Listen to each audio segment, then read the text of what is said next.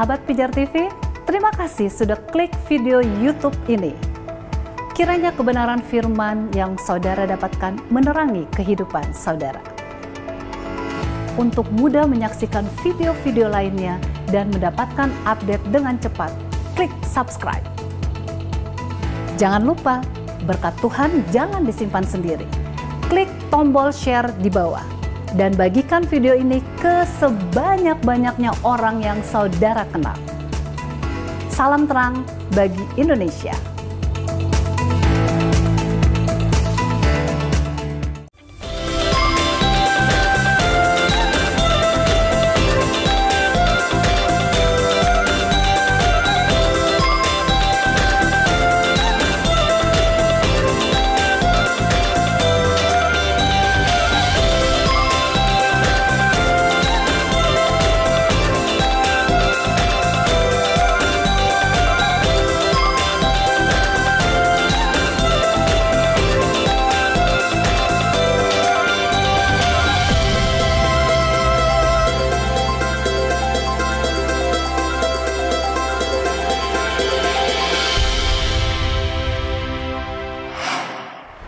Selamat datang di program Ku Tahu Yang Ku Percaya, sebuah program yang mengajak kita belajar lebih dalam mengenai makna kekristenan dan mengenal lebih dalam tentang Allah. Bersama Pendeta Ezra Alfred Soru, kali ini kita akan membahas secara mendalam segala hal tentang pneumatologi atau doktrin Roh Kudus. Ada dosa orang tidak percaya terhadap Roh Kudus, dan ada dosa dari orang percaya terhadap Roh Kudus. Menentang Roh Kudus, menghina Roh Kudus, menghujat Roh Kudus adalah dosa-dosa terhadap Roh Kudus. Perbuatan apakah yang bisa dikategorikan dalam dosa-dosa tersebut? Dan mengapa bahkan dosa menghujat Roh Kudus tidak dapat diampuni? Bukankah selalu ada kesempatan buat kita untuk menyadari, menyesali, dan memohon pengampunan? Mari kita temukan lebih lanjut jawabannya dalam episode demi episode di program Ku Tahu Yang Ku Percaya, edisi pneumatologi. Bagi saudara yang ingin bertanya, ingin berdiskusi, dan ingin didoakan selama saudara menyaksikan program ini, saudara bisa menghubungi call center dan WhatsApp center kami di nomor telepon yang tertera di layar. Dan tim respon kami senantiasa siap untuk melayani saudara. Selamat menyaksikan, dan Tuhan Yesus menyertai kita.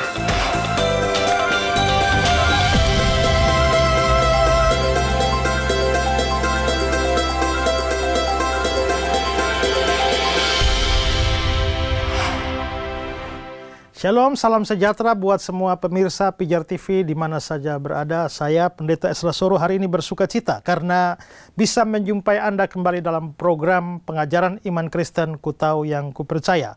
Program ini diproduksi oleh Pijar TV di kota Jakarta, dan sebagai informasi kepada saudara semua bahwa program ini diproduksi dan pada saat ini ada rekan-rekan semuanya yang ada dan seluruh tim telah mengikuti protokol kesehatan dengan baik. Dan kalau program ini bisa ada, ini juga tidak terlepas dari dukungan dari Bapak Ibu semua.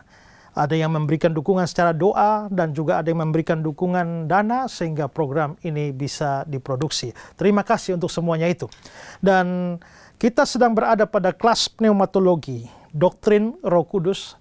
Dan apabila penjelasan-penjelasan saya dalam episode sebelumnya maupun juga episode yang akan datang, kalau itu menimbulkan pertanyaan dalam pikiran saudara, atau saudara mempunyai pertanyaan yang sudah lama disimpan terkait dengan Roh Kudus dan pekerjaannya, di layar kaca Anda ada nomor yang dapat Anda kontak, kirimkan pertanyaan Anda di sana, dan tim Pijar TV akan dengan senang hati menjawab setiap pertanyaan saudara.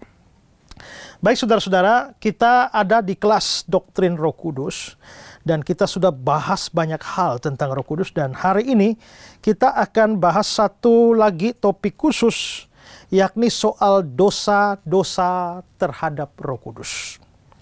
Kita sudah belajar bahwa Roh Kudus itu sebenarnya adalah Allah, pribadi ketiga dari Allah Tritunggal, dan kalau dia adalah Allah, maka ketika kita salah bersikap dalam kaitan dengan dia, maka itu disebut sebagai dosa. Ya. Dan bahwa kitab suci mengatakan bahwa ada dosa terhadap Roh Kudus, seharusnya secara implisit menunjukkan bahwa dia Allah. Karena kalau dia bukan Allah, kita nggak bisa berdosa kepada yang bukan Allah dalam pengertian yang sesungguhnya. Ya. Nah, maka kita mau bicara soal dosa terhadap Roh Kudus, tapi kalau kita ngomong soal dosa terhadap Roh Kudus ini, kita bisa membagi menjadi dua. Ada dosa orang tidak percaya kepada Roh Kudus, dan ada dosa orang percaya pada Roh Kudus. Itu harus dibedakan, ya. Sehingga ada dosa-dosa yang hanya bisa dilakukan oleh orang tidak percaya. Orang tak percaya, orang percaya tidak bisa melakukan dosa itu.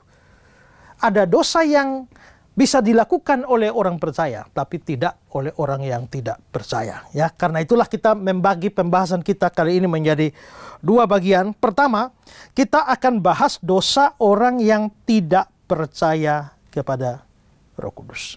Apa saja dosa orang tidak percaya pada Roh Kudus? Ya. Pertama-tama ada dosa menentang Roh Kudus. Ya. Coba kita lihat Kisah Rasul pasal 7 ayat 51. Kisah Rasul 7 ayat yang ke-51. Hai orang-orang yang keras kepala dan yang tidak bersunat hati dan telinga, kamu selalu menentang Roh Kudus sama seperti nenek moyangmu, demikian juga kamu. Kamu selalu menentang Roh Kudus. Nah, kalau kita lihat kalimat pertamanya, hai orang-orang yang keras kepala, tidak bersunat hati dan telinga, ini jelas bukan orang percaya. Ya, karena kalau orang percaya nggak mungkin dikatakan kata-kata seperti itu. Ini orang tidak percaya, kamu selalu menentang Roh Kudus. Dalam terjemahan Indonesia sehari-hari dia bilang, kamu selalu melawan Roh Allah. Maka dosa pertama ini adalah menentang Roh Kudus atau melawan Roh Kudus. Ya. Nah, apa artinya dosa menentang atau melawan Roh Kudus? Ini bisa kita mengerti kalau kita lihat dari konteks ayat ini, ya. Itu kan di Kisah 7 ayat 51. Yang disebut konteks itu artinya bisa bagian-bagian sebelum atau sesudah. Jadi kalau misalnya kita mau bahas ayat 51 nih, konteksnya tuh bisa ayat sebelum 51 atau setelah 51 atau kedua-duanya. Itu disebut konteks, ya. Nah, tadi menentang Roh Kudus itu di ayat 51. Kita mau lihat konteksnya di ayat-ayat selanjutnya. Ya, coba ulang lagi dari ayat 51. Kisah Para Rasul 7, 51 sampai 53. Hai orang-orang yang keras kepala dan yang tidak bersunat hati dan telinga, kamu selalu menentang Roh Kudus sama seperti nenek moyangmu, demikian juga kamu. Siapakah dari nabi-nabi yang tidak dianiaya oleh nenek moyangmu? Oke, sabar ya. Siapakah di antara nabi-nabi yang tidak dianiaya? Ada kata dianiaya. Terus? Bahkan mereka membunuh orang-orang yang lebih dahulu memberitakan tentang kedatangan orang benar. Orang benar nih Yesus, ya. Yang sekarang telah kamu khianati dan kamu bunuh. 53. Kamu telah menerima hukum Taurat yang disampaikan oleh malaikat-malaikat, akan tetapi kamu tidak menurutinya. Kamu tidak menurutinya. Nah, saudara lihat bahwa konteks ayat ini ketika dikatakan bahwa kamu menentang Roh Kudus, kamu melawan Roh Kudus, lalu selanjutnya dikatakan bahwa mereka itu menganiaya nabi-nabi sebelum itu. Nabi-nabi atau hamba-hamba Tuhan yang datang, mereka aniaya. Bahkan mereka bunuh nabi-nabi sebelum kedatangan Yesus. Begitu Yesus datang, mereka hianati. Mereka bunuh. Maka konteks ini menunjukkan tentang penganiayaan dan pembunuhan terhadap nabi-nabi atau hamba-hamba Tuhan, bahkan Mesias sendiri. Nah, ini dikatakan sebagai menentang Roh Kudus. Ya. Nah, mengapa sampai ini kan Israel. Nabi A diutus pada mereka, tapi mereka aniaya. Nabi B diutus pada mereka, mereka bunuh. Nabi C mereka aniaya. Sampai-sampai datang Sang Mesias sendiri kepada mereka, mereka bunuh juga. Pembunuhan dan penganiayaan kepada hamba-hamba Tuhan ini itu disebut sebagai menentang Roh Kudus. Mengapa kok membunuh nabi, menganiaya nabi itu kok dianggap menentang Roh Kudus? Karena nabi ini datang beritakan firman pada mereka. Ya kan? Kalau Nabi beritakan firman, siapakah di balik Nabi ini? Roh Kudus. Roh Kuduslah yang menggerakkan para Nabi beritakan firman. Dan kita sudah belajar juga bahwa Roh Kudus adalah pribadi di balik penulisan firman Tuhan atau kitab suci. Jadi kalau ada Nabi datang memberitakan firman Tuhan atau kitab suci, pasti itu di balik itu adalah Roh Kudus. Roh Kudus menggerakkan, Roh Kudus mengutus mereka, Roh Kudus memberikan kuasa bagi mereka untuk beritakan. Tapi orang-orang yang diutus, diurapi Roh Kudus ini ternyata dibunuh, dianiaya, dihina, diolok. Maka penentangan mereka terhadap hamba-hamba Tuhan ini, itu dianggap sebagai penentangan terhadap Roh Kudus. Itulah sebabnya dikatakan, kamu selalu menentang Roh Kudus. Ada banyak orang di dunia ini yang mungkin sudah mendengar berita Injil. Atau misalnya saya memberitakan Injil kepada saudara. Saudara tidak mendengar dan tidak merespon apa yang saya katakan kepadamu. Malah kamu menghina saya. Kamu menista saya, kamu menganiaya saya, bahkan kamu membunuh saya. Misalnya seperti itu. Padahal Roh Kuduslah yang ada di dalam saya, yang menggerakkan saya, yang memberi tugas pada saya, memberi kuasa pada saya, beritakan Injil kepada kamu.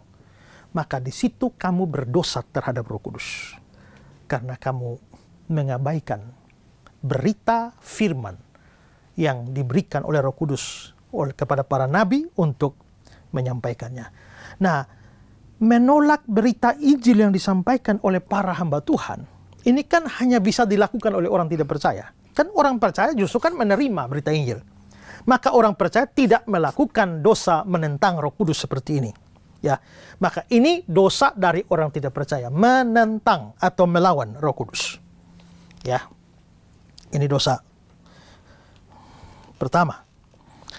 Lalu dosa yang kedua ada disebut sebagai menghina Roh Kudus. Itu muncul dalam Ibrani 10 ayat 29.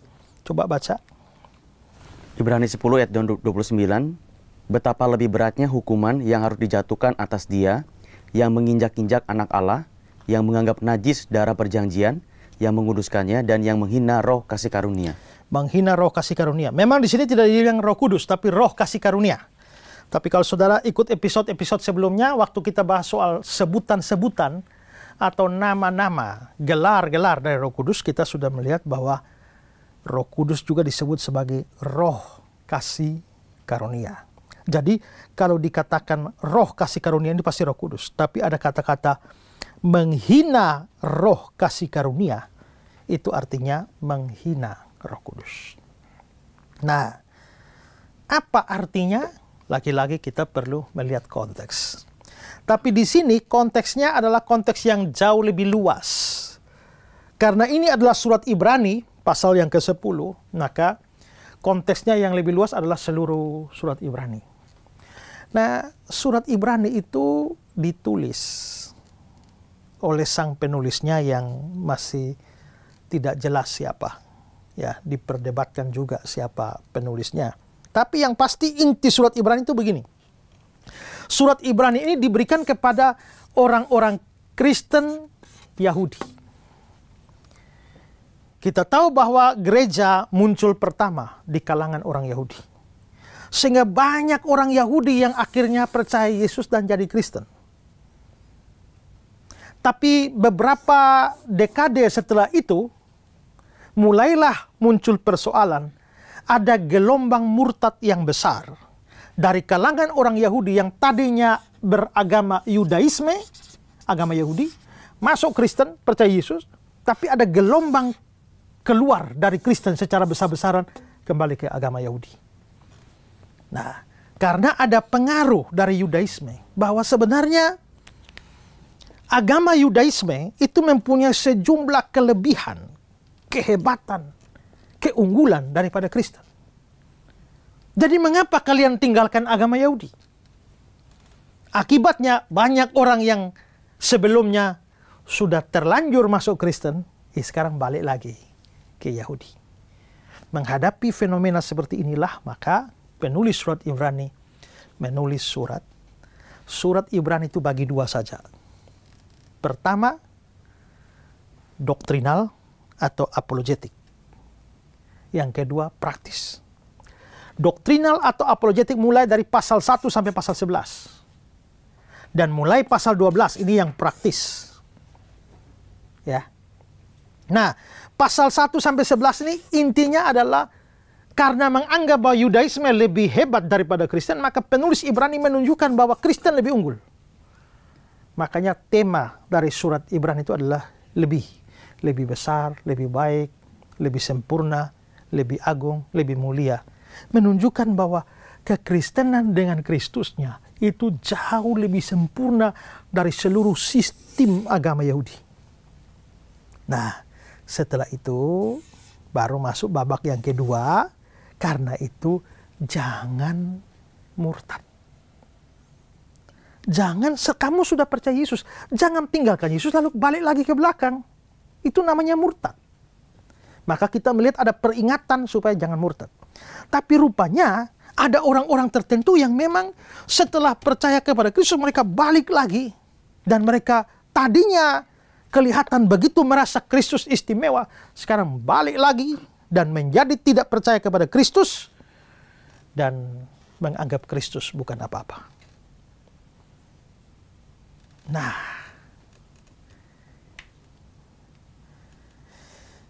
coba baca kembali ayat 29.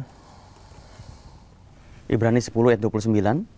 Betapa lebih beratnya hukuman yang harus dijatuhkan atas dia yang menginjak-injak anak Allah. Oke, sabar. Menginjak-injak anak Allah. Jadi mereka yang murtad itu sama dengan menginjak-injak anak Allah. Terus? Yang menganggap najis darah perjanjian yang mengkuduskannya. Jadi itu sama dengan darah perjanjian Kristus yang telah tercurah yang menguduskan. Ini mereka anggap najis. Nah, ini orang-orang murtad ini. Untuk mereka dikatakan kalimat pertama, betapa lebih beratnya hukuman yang harus dijatuhkan atas dia. Lalu kalimat selanjutnya. Dan yang menghina roh kasih karunia. Yang menghina roh kasih karunia. Menghina Roh Kudus yang bekerja dan membawa pengenalan akan Kristus itu. Maka dengan kata lain, orang yang murtad itu sedang menghina Roh Kudus. Atau saya balik, dosa menghina Roh Kudus itu adalah dosa dari orang-orang yang murtad. Orang yang murtad artinya mereka nggak percaya. Maka inilah dosa orang tidak percaya, yaitu menghina Roh Kudus. Saudara yang pernah ada dalam Kristen, sudah dibaptis, ya, sudah katekisasi, tabisidi, pelayanan. Tapi tahu-tahu sekarang saudara sudah meninggalkan Kristus. Entah karena jabatan, karena duit, karena cowok, karena cewek, atau apapun alasannya. Saudara meninggalkan Kristus. Dengar baik-baik. Kamu sedang menghina Roh Kudus. Dan menurut ayat tadi, betapa lebih beratnya hukuman. Dengan tidak percaya Kristus, kamu dihukum. Tapi dengan meninggalkan Kristus, kamu menghina roh kasih karunia. Lebih beratnya, betapa lebih beratnya hukuman. Karena itu semua yang pernah Kristen dan sekarang jadi mualaf. Kalau kamu dengar apa yang saya katakan ini, segeralah bertobat. Kembali kepada Kristus. Jikalau tidak, hukuman lebih berat menanti kamu. Atau, kalau pemirsa yang mendengar apa yang saya katakan ini, dan saudara tahu ada orang yang telah meninggalkan Kristus, saudara boleh memotong bagian ini. Ya. Dan kirimkan pada orang-orang itu. Beri peringatan bagi mereka bahwa jikalau mereka tidak kembali kepada Kristus, hukuman yang lebih berat sedang menanti mereka. Ya. Ini dosa penghinaan kepada Roh Kudus. Coba bacakan kata-kata Albert Barnes. Jika mereka murtad, mereka dengan tindakan seperti itu akan memperlakukan Roh Allah dengan rendah dan hina. Oleh Dialah mereka telah diperbaharui. Oleh Dia mereka telah dibawa untuk memeluk juru selamat dan untuk mengasihi Allah. Oleh Dia mereka memiliki perasaan suci atau keinginan murni. Dan jika mereka sekarang murtad dari agama atau iman mereka, tindakan seperti itu sebenarnya sama dengan memperlakukan Roh Kudus dengan penghinaan tertinggi. Dapat dikatakan bahwa semua pengaruhnya dianggap tidak berharga dan bahwa mereka tidak membutuhkan bantuan darinya. Ya, itu penghinaan kepada Roh Kudus. Ya, jadi kalau dosa menentang Roh Kudus adalah dosa menolak berita Injil yang disampaikan oleh para hamba Tuhan, para nabi, para orang yang diutus oleh Tuhan, oleh Roh Kudus. Tapi menghina Roh Kudus, ini adalah kemurtatan. Ya. Oke, ini dosa kedua dari orang tidak percaya. Lalu dosa yang ketiga, ini sangat terkenal dan sering ditanyakan, yaitu dosa hujat terhadap Roh Kudus. Oke, baca ayatnya Matius 12, 31, 32. Matius 12, 31-32.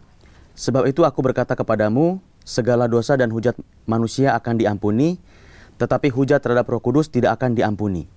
Apabila seorang mengucapkan sesuatu menentang anak manusia, ia akan diampuni. Tetapi jika ia menentang Roh Kudus, ia tidak akan diampuni. Di dunia ini tidak, dan di dunia yang akan datang pun tidak. Tidak diampuni di dunia ini, di dunia akan datang juga tidak. Markus 3, 28, 29. Markus 3, 28-29. Aku berkata kepadamu, sesungguhnya semua dosa dan hujat anak-anak manusia akan diampuni. Ya, semua hujat yang mereka ucapkan. Tetapi apabila seseorang menghujat Roh Kudus, ia tidak mendapat ampun selama-lamanya, melainkan bersalah karena berbuat dosa kekal. Tidak akan mendapat ampun selama-lamanya, berbuat dosa kekal. Ya, ini sama juga dengan Lukas 12 ayat 10. Barang siapa menghujat Roh Kudus, dia tidak akan diampuni. Nah, saudara, ayat-ayat ini menunjukkan ya bahwa ada dosa menghujat Roh. Dan dosa menghujat Roh Kudus adalah dosa yang tidak diampuni. Ini menimbulkan banyak pertanyaan. Dosa macam apa ini ya? Dan mengapa berbuat dosa seperti itu tidak bisa diampuni? Bagaimana kalau habis buat dosa itu, orang itu percaya Yesus? Kalau diampuni, ayatnya sudah tidak benar. Karena dosanya kekal. Kalau tetap tidak diampuni, bukankah dia sudah percaya Yesus? Kenapa nggak diampuni? Ini menimbulkan persoalan, ya. Dan kita juga bisa melihat bahwa dosa menghujat Roh Kudus inilah yang sempat disinggung oleh Rasul Yohanes, ya, di dalam 1 Yohanes 5, 16, 17. Coba baca. 1 Yohanes 5, 16-17. Kalau ada seorang melihat saudaranya berbuat dosa, yaitu dosa yang tidak mendatangkan maut, hendaklah ia berdoa kepada Allah, dan Dia akan memberikan hidup kepadanya, yaitu mereka yang berbuat dosa yang tidak mendatangkan maut. Ada dosa yang mendatangkan maut. Tentang itu tidak kukatakan bahwa ia harus berdoa. Semua kejahatan adalah dosa, tetapi ada dosa yang tidak mendatangkan maut. Nah, ini juga sering ditanyakan. Bukankah Alkitab bilang bahwa upah dosa ialah maut? Tapi malah ini bilang ada dosa yang mendatangkan maut, ada yang tidak mendatangkan maut. Ya, ada tafsiran lain mengatakan bahwa ini kalau misalnya dosa mencuri, kan hanya denda, gak dihukum mati, berarti dosanya tidak mendatangkan maut. Tapi misalnya dosa berzina, itu kan dihukum mati, nah, itu dosa mendatangkan maut. Tapi penafsiran seperti itu menjadi kesulitan untuk menghadapi ayat yang ke-16 bagian akhir, bahwa tentang itu tidak kukatakan bahwa dia harus berdoa. Seandainya ada orang mau dihukum mati pun, mengapa kita nggak boleh berdoa buat dia? Di sini Rasul Yohanes berkata tidak perlu berdoa. Kelihatannya berdoa pun tidak mempunyai manfaat apa-apa. Kalau misalnya ada orang berzina lalu mau dilempar batu dengan mati sampai hukum Taurat, kan sebelum dia dilempar mati lebih saya berdoa untuk dia lah. Kalau besok pagi dia mau dilempar mati, saya berdoa untuk dia supaya dia bertobat. Mati masuk surga. Tapi di sini bilang untuk itu tidak kukatakan harus berdoa. Artinya ya mau berdoa juga nggak ada manfaat sih sebenarnya untuk dia. Berarti ini bukan hanya sekedar hukuman mati biasa. Lalu apa? Ya, Calvin bilang apa? Karena dosa dan penghujatan terhadap Roh Kudus selalu membawa sertanya kerusakan seperti ini, maka tidak ada keraguan bahwa itulah yang ditunjuk di sini. Jadi menurut Calvin, 1 Yohanes 5, 16, 17 itu merujuk kepada dosa menghujat Roh Kudus. Nah, kita sedang bahas soal dosa dari orang tidak percaya. Sekarang gini, orang yang percaya menurut kitab suci akan selamat. Ya, dapat hidup kekal. Masuk surga. Orang tidak percaya pasti masuk neraka. Kalau dosa hujat terhadap Roh Kudus tidak mungkin diampuni, maka pasti orangnya masuk neraka. Yang menghujat Roh Kudus pasti masuk neraka. Yang percaya Yesus pasti masuk surga. Maka tidak mungkin orang yang percaya menghujat Roh. Nanti bikin kacau ini aturan ini. Kalau yang menghujat Roh pasti masuk neraka, maka kita boleh simpulkan bahwa dosa hujat kepada Roh Kudus hanya bisa dilakukan oleh orang tidak percaya. Orang percaya tak mungkin melakukan dosa hujat pada Roh Kudus. Nah, nanti jadi pertanyaan, memang waktu dia tidak percaya dia menghujat Roh, lalu kemudian hari dia percaya? Nanti kita lihat nanti ya. Tapi pokoknya di sini dosa ini adalah dosa yang fatal sekali ya. Nah, seperti apa sih dosa menghujat Roh Kudus ini?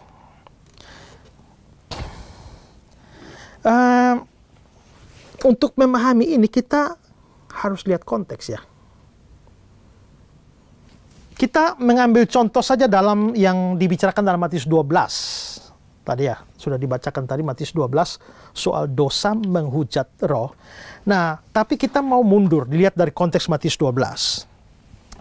Coba kita mulai dari ayat 22 dan 23. Coba Matius 12, 22-23. Kemudian dibawanyalah kepada Yesus seorang yang kerasukan setan. Orang itu buta dan bisu. Lalu Yesus menyembuhkannya, sehingga si bisu itu berkata-kata dan melihat. Maka takjublah sekalian orang banyak itu, katanya, ia ini agaknya anak Daud. Waktu Yesus menyembuhkan orang bisu dan buta, orang banyak bilang, dia ini agaknya anak Daud. Anak Daud itu istilah untuk Mesias. Ya, kayaknya ini Mesias nih. Mengapa mereka sampai curiga bahwa dia Mesias? Waktu dia menyembuhkan orang buta dan bisu. Karena mereka tahu di perjanjian lama ada janji atau ada kata-kata tentang Mesias itu kalau datang. Coba Yesaya 35, 56. Yesaya 35, 5 dan 6. Pada waktu itu Itu maksudnya konteksnya pada waktu Mesias datang. Ya. Pada waktu itu mata orang-orang buta akan dicelikkan. Mata orang buta akan dicelikkan. Terus? Dan telinga orang-orang tuli akan dibuka. Ya. Pada waktu itu orang lumpuh akan melompat seperti rusa, dan mulut orang bisu akan bersorak-sorai. Sebab mata air memancar di padang gurun dan sungai di padang belantara. Pada waktu itu, ini nubuatan Yesaya. Kalau Mesias datang, mata orang buta akan dicelikan, mulut orang bisu akan bersorak-sorai. Itu sudah menjadi pengetahuan umum. Kalau Mesias datang seperti itu loh. Semua orang Yahudi tahu itu. Tiba-tiba Yesus datang dan dia menyembuhkan orang buta, orang bisu. Kok sama ya? Seperti janji di Yesaya tuh ya. Jangan-jangan ini Mesias. Agaknya ini Mesias. Dengan kata lain, orang-orang awam biasa saja bisa deteksi. Ya. Kalau orang awam biasa bisa deteksi, bagaimana dengan para ahli? Pastinya harus lebih tahu dong. Mereka ahli Taurat, hari-hari urus Taurat masa nggak tahu? Ya, coba lihat waktu Herodes tanya di mana Mesias akan dilahirkan. Tanya ahli Taurat, langsung keluar. Oh, di Bethlehem Yehuda, sebab beginilah yang dikatakan Nabi. Langsung ngutip Mika, ahli. Jadi kalau omong tentang Mesias tahu, apalagi orang Yahudi sedang menanti-nantikan Mesias, sehingga ada sesuatu saja atau seseorang yang menonjol langsung dicurigai Mesias. Lihat Yohanes Pembaptis. Begitu mereka utus orang. Apakah engkau Mesias? Semua lagi menanti-nantikan. Jadi ide siapa dan ciri apa Mesias itu sudah umum diketahui. Salah satunya adalah menyembuhkan orang buta, membuat bisu bicara. Makanya begitu Yesus lakukan itu, orang awam saja langsung curiga. Ahli Taurat harus tahu pasti itu Mesias. Tapi alih-alih mengakui Yesus Mesias, apa yang dibilang oleh para ahli itu, orang ahli Taurat dan Farisi? Matius 12 ayat 24. Matius 12 ayat 24. Tetapi ketika orang Farisi mendengarnya, mereka berkata, dengan Beelzebul, penghulu setan, ia mengusir setan. Ya. Dengan Beelzebul, penghulu setan, ia mengusir setan.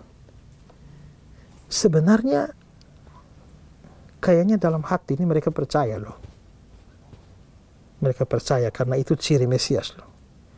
Tapi saking bencinya pada Yesus, saking jengkelnya pada Yesus, apa yang mereka yakini dalam hati, mereka tetap memberikan klaim bahwa itu adalah bukan pekerjaan roh di dalam Yesus, tapi pekerjaan setan, penghulu setan, Beelzebul.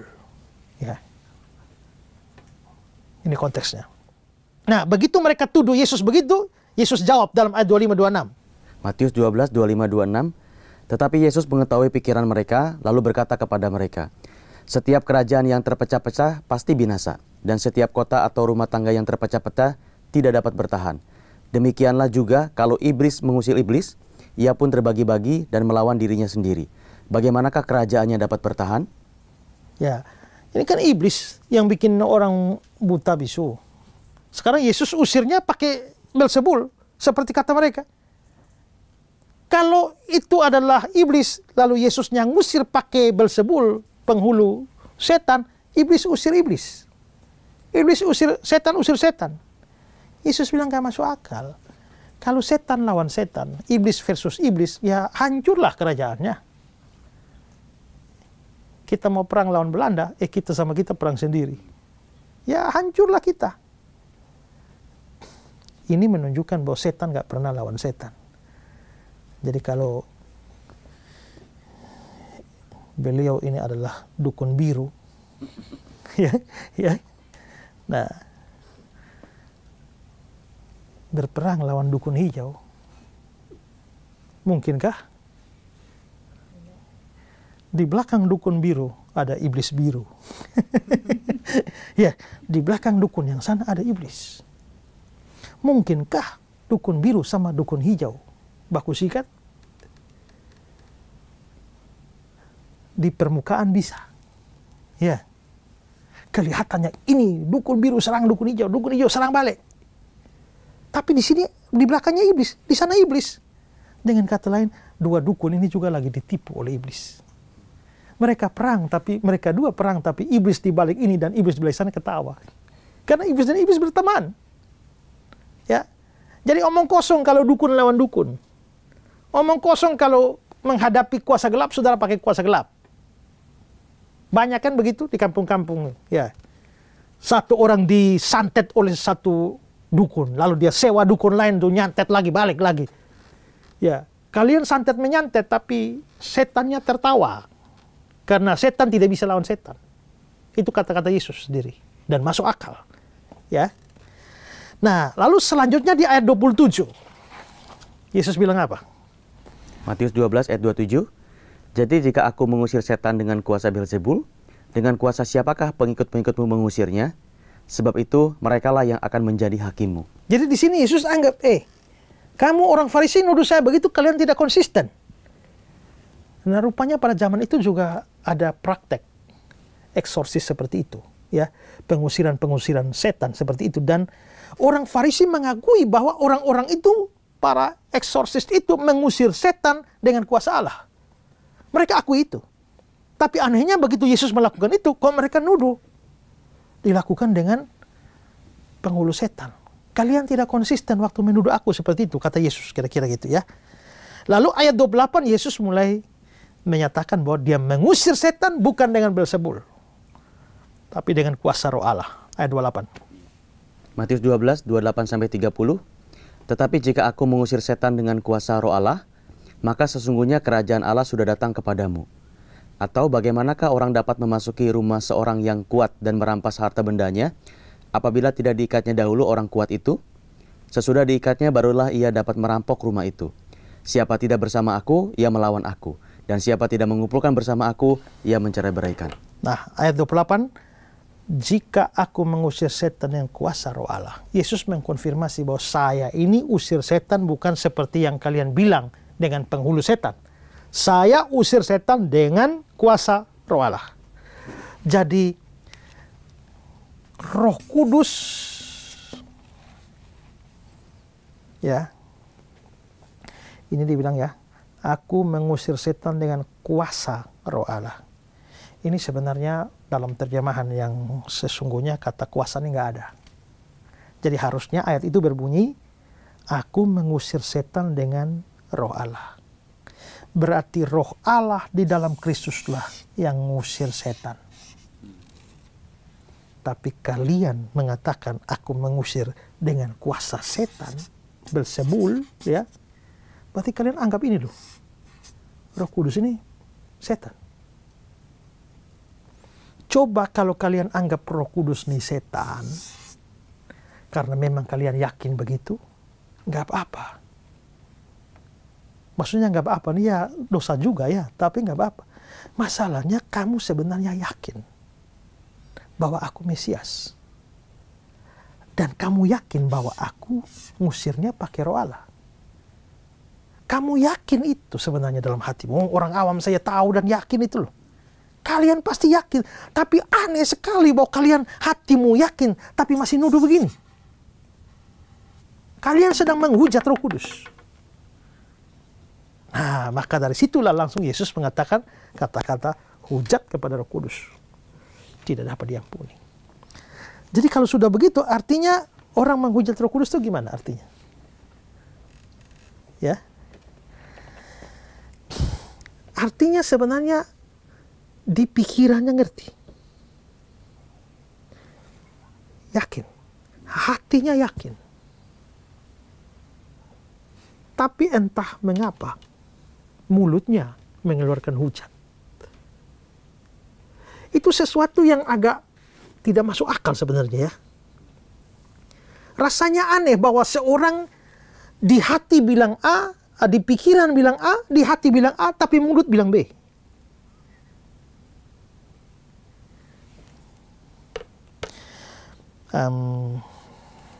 Misalnya ibu berkhotbah. Waktu saya dengar ibu berkhotbah ini, saya tahu nih, ini benar ini. Saya yakin betul, benar. Tapi karena saya jengkel dan iri hati dengan beliau, ya, yang dia katakan tuh dari setan. Tapi hati saya sebenarnya percaya dong dari Tuhan, dari Roh Kudus. Besar kemungkinan karena orang Farisi dan ahli Taurat ini benci Yesus. Makanya mereka berusaha menutup kebenaran dari Roh Kudus yang sudah mencerahkan pikiran dan hati sebenarnya. Tapi pada akhirnya mulutnya mengucapkan lain.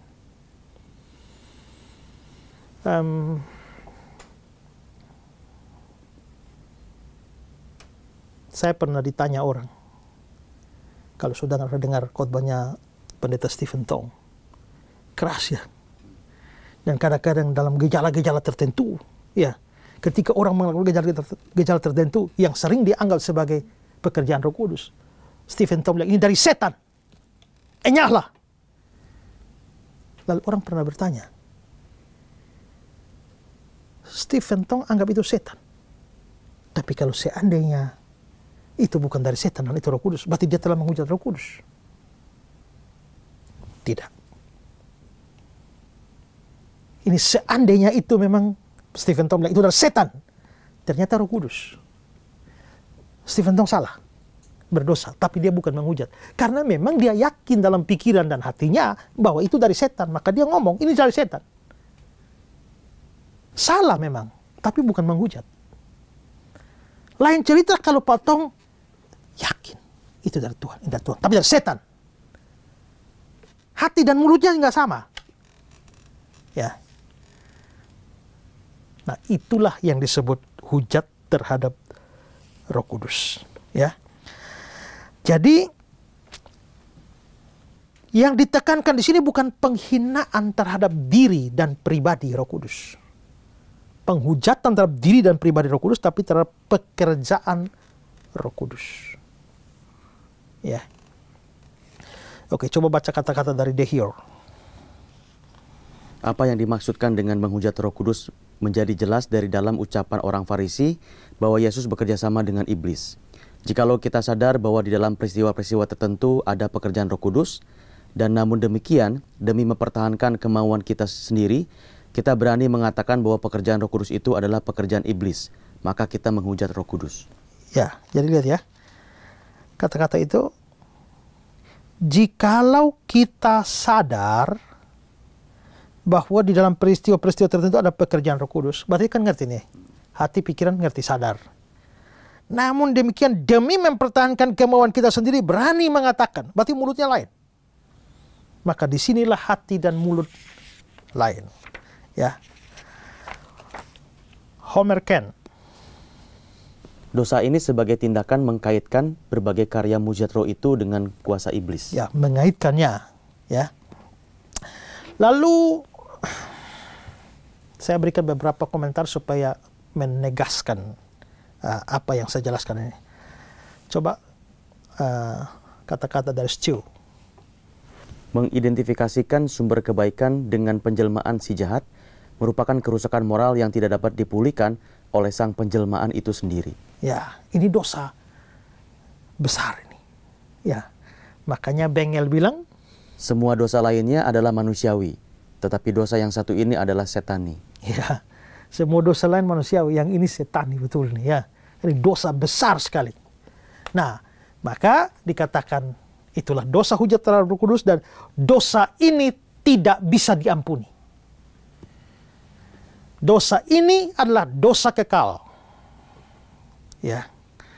Muncul pertanyaan, mengapa tidak bisa diampuni? Jawabannya adalah ini ada hubungan dengan pekerjaan Roh Kudus. Karena salah satu pekerjaan Roh Kudus adalah menginsyafkan dunia akan dosa. Menurut Yohanes 16 ayat 8. Jadi orang bisa insyaf dosa, sadar dosa, itu kerjanya Roh Kudus. Waktu ibu menghujat Bapa, Roh Kudus menginsyafkan, maka ibu sadar dosa, minta ampun. Waktu ibu menghujat Yesus, Roh Kudus bekerja, insyafkan, ibu sadar dosa, minta ampun dan diampuni. Waktu ibu menghujat Roh Kudus, sang penginsaf itulah yang dihujat. Dia yang menyadarkan dosa sedang dihujat. Kalau dia yang dihujat, dia menahan pekerjaan penginsyafan itu. Lalu bagaimana ibu bisa sadar dosa dan bertobat? Maka tidak bisa diampuni ini karena memang berhubungan dengan ini. Ya. Homer Ken. Tugas khusus Roh Kudus adalah menginsafkan orang dan membuat orang bertobat, serta menjadikan orang bersedia menerima undangan Kristus. Karena itu hati yang membenci Allah dan yang menghujat Kristus masih dapat diinsafkan dan dituntun kepada pertobatan oleh Roh.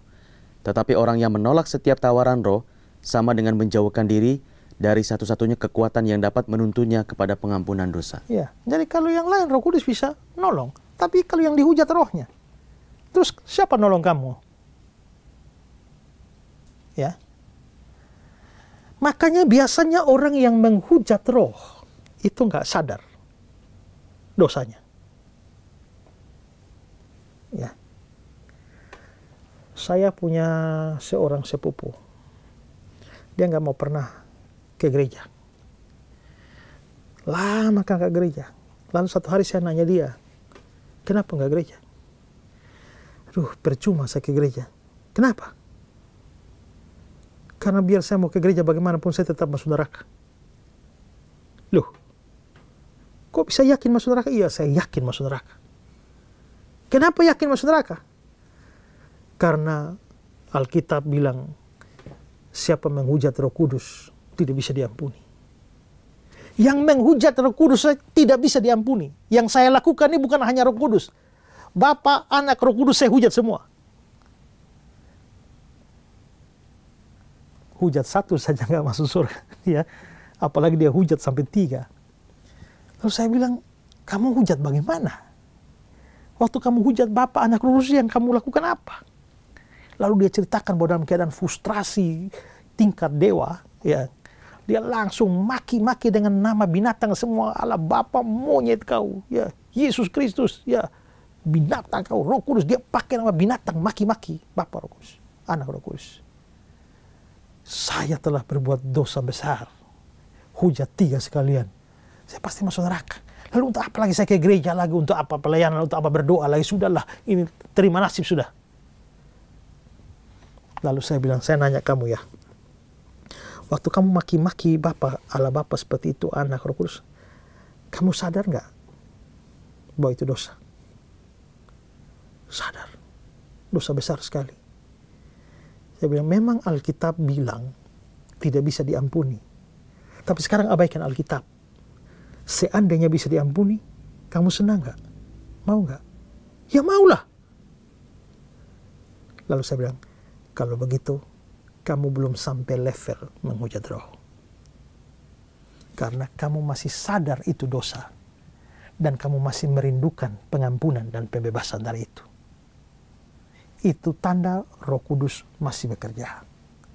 Karena kalau kamu betul-betul menghujat, kamu nggak sadar bahwa itu dosa dan nggak akan frustrasi dengan itu. Ya, dan nggak akan pernah menginginkan pengampunan dari itu. Nggak tahu sama sekali. Dosamu besar sekali. Sangat besar. Bahasa Alkitab, dosamu merah seperti kirmisi. Ya, tapi belum sampai level menghujat. Dan kamu masih bisa diampuni. Lalu saya tuntun dia pada pertobatan. Dan terima Yesus. Dan ternyata bisa terima Yesus. Kalau dia betul-betul menghujat Kristus, nggak mungkin bisa percaya bahwa dia masih bisa terima Yesus. Artinya Roh Kudus terus bekerja. Membuka pikiran dia tentang Injil yang saya sampaikan. Membuka hatinya sehingga dia bisa berespon terhadap Injil. Berarti dosanya besar sekali tapi belum menghujat. Ya. Orang yang menghujat Roh Kudus sampai mati tidak akan percaya Yesus juga. Ya. Dan dia pasti masuk neraka.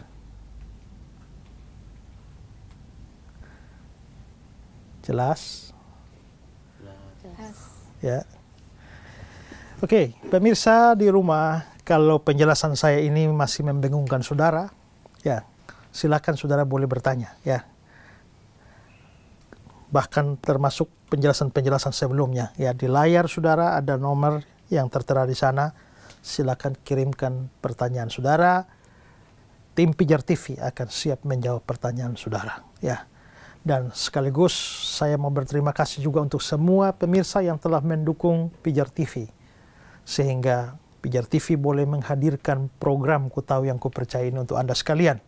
Dukungan doa dan dana yang diberikan sungguh berarti sehingga program ini jadi berkat bagi banyak orang. Dan terus dukung Pijar TV sehingga program ini dapat terus diproduksi dan jadi berkat bagi banyak orang. Ya, itu dosa orang tidak percaya pada Roh Kudus. Ya. Sekarang kita mau masuk pada bagian yang kedua, yaitu dosa orang percaya pada Roh Kudus. Kita ini biarpun sudah percaya, tapi kita juga masih bisa berdosa, bukan? Dan termasuk kita juga masih bisa berdosa terhadap Roh Kudus. Ya. Nah, apa saja dosa orang percaya pada Roh Kudus? Yang paling umum ini adalah mendukakan Roh Kudus. Itu dinyatakan secara eksplisit Efesus 4 ayat 30. Efesus 4 ayat 30, dan janganlah kamu mendukakan Roh Kudus Allah yang telah memeteraikan kamu menjelang hari penyelamatan. Dan janganlah kamu mendukakan Roh Kudus. Kalau ada larangan, jangan mendukakan Roh Kudus, berarti memang ada kemungkinan kita mendukakan Roh. Ya.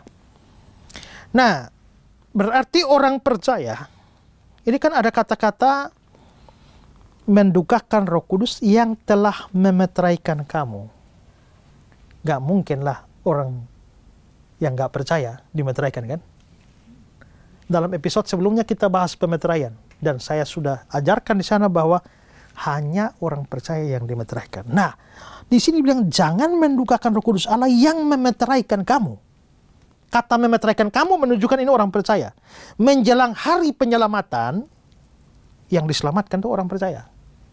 Maka jelas ini ayat ini ditujukan pada orang percaya. Maka mendukakan Roh Kudus itu adalah dosa dari orang percaya pada Roh Kudus. Pertanyaannya, dengan cara apa saya bisa mendukakan Roh? Ingat ya, waktu percaya Yesus, Roh Kudus sudah masuk dalam hati. Semua yang percaya Yesus ada Roh Kudus. Sudah saya tegaskan berkali-kali ya. Jangan percaya omong kosong bahwa kamu sudah percaya Yesus tapi belum ada Roh Kudus. Jadi perlu acara khusus untuk terima Roh Kudus. Perlu acara khusus supaya dapat baptisan Roh Kudus. Perlu acara khusus baru bisa dimeteraikan Roh Kudus. Perlu KKR khusus, perlu penumpangan tangan pendeta sakti baru dapat Roh Kudus. Tidak. Janji firman Tuhan ketika kamu percaya dimeteraikan dengan Roh Kudus. Ada Roh Kudus masing-masing dalam diri. Tapi roh yang di dalam saya itu bisa saya dukakan. Dengan cara bagaimana? Dengan cara berbuat dosa.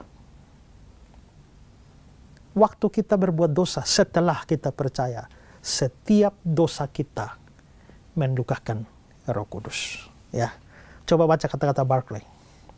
Roh Kudus itu adalah penunjuk jalan kehidupan. Perbuatan kita yang melawan pengajaran orang tua kita tentu membuat mereka sakit hati. Jadi maksudnya ini orang tua jasmani ya. Kita kalau melawan orang tua saja orang tua kita bisa sakit hati. Melawan orang tua dengan keras kepala itu bisa bikin orang tua kita sakit hati.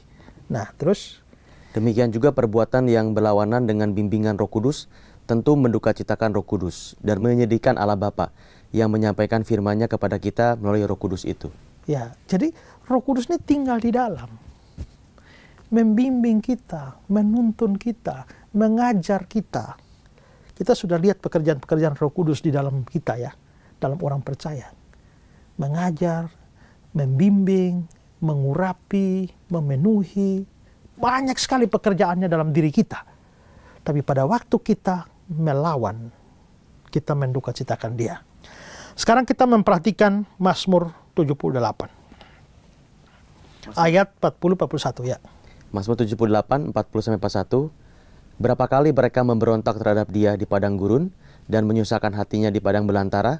Berulang kali mereka mencobai Allah, menyakiti hati yang kudus dari Israel. Oke. Berapa kali mereka memberontak pada dia dan menyusahkan hatinya. Rupanya Israel yang memberontak itu bikin susah hati Tuhan. Ya. Ayat 41, berulang kali mereka mencobai Allah, menyakiti hati. Memberontak dan mencobai itu dosa. Dan ternyata ini menyusahkan hati dan menyakiti hati Tuhan. Nah, memang tidak bicara secara khusus tentang Roh Kudus, tapi itu menunjukkan bahwa dosa itu menyakiti hati Allah. Ya. Yesaya 63 ayat 10. Yesaya 63 ayat 10, tetapi mereka memberontak dan mendukakan Roh Kudus-Nya. Oke. Mereka memberontak, mendukakan Roh Kudus-Nya. Berarti Roh Kudus bisa didukakan dengan tindakan memberontak. Memberontak di sini ini namanya tidak mengikuti bimbingan, tidak taat, atau dengan kata lain berdosa. Maka dosa kita di mana kita menolak bimbingan dan tuntunan Roh Kudus itu mendukakan Roh Kudus. Nah, tentang Yesaya 63 ayat 10 ini coba kita lihat komentar Henry tentang ayat ini. Ya. Mereka memberontak dan mendukakan Roh Kudus-Nya dengan ketidakpercayaan dan keluh kesah mereka, di samping kesalahan dengan membuat anak lembu emas. Dan inilah yang menjadi jalan dan cara hidup mereka sejak itu. Walaupun ia sudah berkata bahwa merekalah anak-anak yang tidak akan berlaku curang, namun meskipun ia telah berbuat begitu banyak bagi mereka, bahkan mengangkat dan menggendong mereka, mereka justru membalasnya dengan kejahatan, bagaikan bangsa yang bebal dan tidak bijaksana. Hal ini mendukakan hatinya. Pemberontakan anak-anak Allah yang tidak tahu terima kasih terhadapnya itu sangat menyedihkan Roh Kudus. Ya, ini kalimat terakhir nih penting. Pemberontakan anak-anak Allah yang tidak tahu terima kasih terhadapnya itu sangat menyedihkan Roh Kudus-Nya. Ya. Jadi kita memberontak terhadap Allah kalau kita melakukan dosa. Ya. Khususnya dosa yang disengaja dan dilakukan dengan sikap tegar tengkuk. Ya. Ini akan mendukakan Roh Kudus dalam diri kita.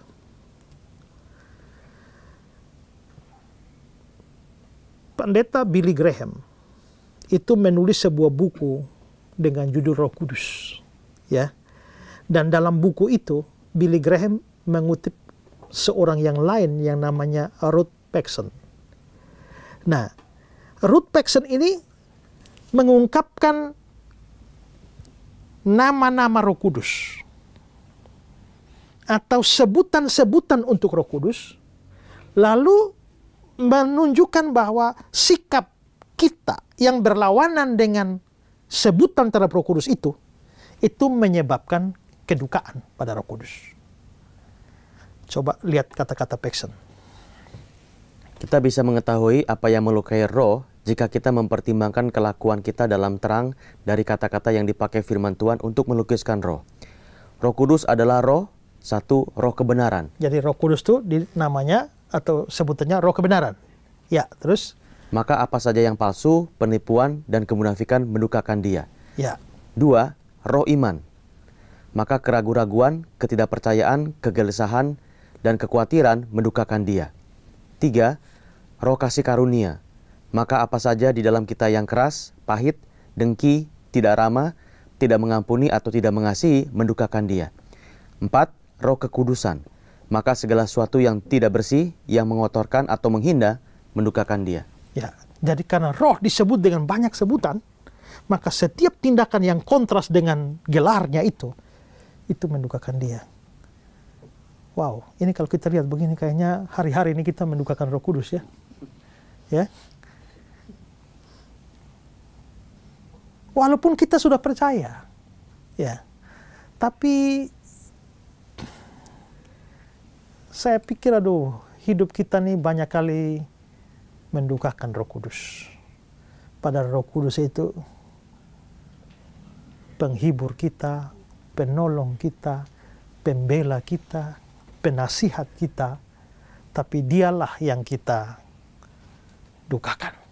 Bahkan ingat ya, Roh Kudus bukan hanya bisa berduka, tapi bisa berduka dengan hebat. Ya, kalau saya mengasihi ibu biasa-biasa aja lah, lalu membuat sesuatu yang tidak berkenan pada saya sih kecewa. Tapi nggak seberapa lah, nggak. Tapi kalau kita betul-betul sangat akrab, sangat karib, saya betul-betul mengasihi orang ini, lalu orang ini ternyata melakukan sesuatu yang betul-betul tidak sesuai kehendak saya, tingkat kekecewaan saya itu jauh lebih besar. Ya. Kalau Bapak pergi ke pasar, ya bersenggolan sama orang, lalu orang maki Bapak babi nih, bisa marah kan? Tapi ya sudah, pulang rumah lupa, kan nggak kenal dia juga. Tapi kalau Bapak sudah capek-capek kerja sampai di rumah, lalu istri sambut babi nih, lebih sakit mana? Lebih sakit yang kedua ini, kenapa? Karena istri ini sangat saya sayangi, sangat saya kasihi, saya pelihara, saya beri makan, saya tuntun, saya ajar, kemana-mana saya bawa. Kok bisa maki saya babi itu loh? Sedangkan yang satu tuh nggak kenal, peduli amat lah. Makin kita mencintai orang, makin potensi disakiti itu lebih luar biasa. Problemnya, Roh Kudus sangat mengasihi kita. Ya. Roh Kudus adalah Allah di dalam kita yang begitu mengasihi kita, sehingga perbuatan dosa kita itu betul-betul bisa sangat menyakiti dia, bisa sangat mengecewakan, bisa sangat mendukakan dia. Ya. Billy Graham bilang, kita dapat menyakitkan Roh Kudus dengan apa yang kita lakukan. Kita dapat melukai hati dan membangkitkan amarah orang yang tidak mengasihi kita. Tapi mendukakan hati hanya dapat kita lakukan terhadap orang yang mengasihi kita. Coba baca kata-kata Luker. Mendukakan roh, kita mendukakan seorang sahabat yang mengasihi. Makin dalam kasih, makin hebat kedukaannya. Jadi kedukaan roh bisa sangat dalam, mengingat kasihnya bersifat ilahi. Tidak ada satu orang pun di dunia ini yang begitu mengasihi saudara. Lebih hebat dari Tuhan Allah mengasihi saudara. Tidak ada satu orang pun di dunia ini yang mengasihi saudara. Lebih hebat dari Roh Allah di dalam saudara yang mengasihi saudara. Maka kalau saudara terus berbuat dosa tanpa peduli pada firman Tuhan, saudara itu mendukakan Roh Kudus. Ya. Karena itu perhatikanlah setiap orang percaya. Saudara sudah percaya Yesus, tapi saudara masih tetap hidup dalam dosa. Ya. Saudara rajin pelayanan, tapi saudara terus hidup dalam dosa. Ada dosa-dosa tertentu yang saudara pegang dengan sikap tegar tengkuk sambil saudara keliling dan melayani. Betapa hebatnya saudara mendukakan Roh Kudus. Setiap anak Tuhan, setiap orang percaya harus belajar untuk melepaskan dosa-dosa dari dalam diri. Tidak peduli dosa apapun, saudara harus berjuang dan berdoa melepaskan semua. Jika tidak, saudara setiap hari sambil melayani Tuhan, sambil mendukakan Roh Kudus. Saudara berbicara, misalnya bicara firman Tuhan atas nama Roh Kudus pada saat yang bersamaan, saudara mendukakan Roh Kudus. Jikalau semua orang percaya sadar ini,